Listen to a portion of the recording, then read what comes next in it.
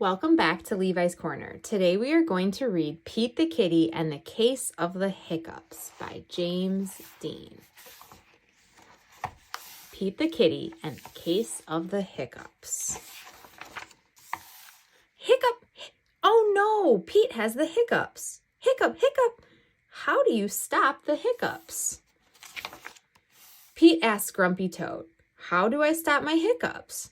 "I know," says Grumpy Toad. "You stand on one foot." Pete stands on one foot.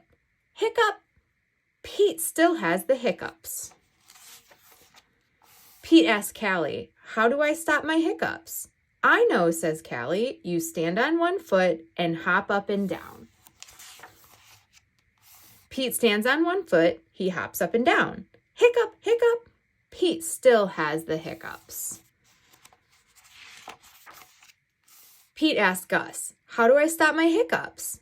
"I know," says Gus. "You stand on one foot and hop up and down and sing a song." Pete stands on one foot, he hops up and down, he sings the song.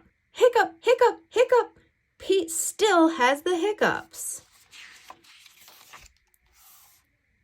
Pete asks Bob, "How do I stop my hiccups?" "I know," says Bob. "You stand on one foot and hop up and down and sing a song and rub your belly," says Bob. Pete does it. Hiccup! Nothing is working. Pete still has the hiccups. "Go ask Mom," says Bob.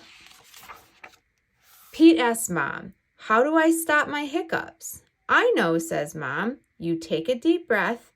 Pete takes a deep breath. "Hold your breath and blow it out," says Mom.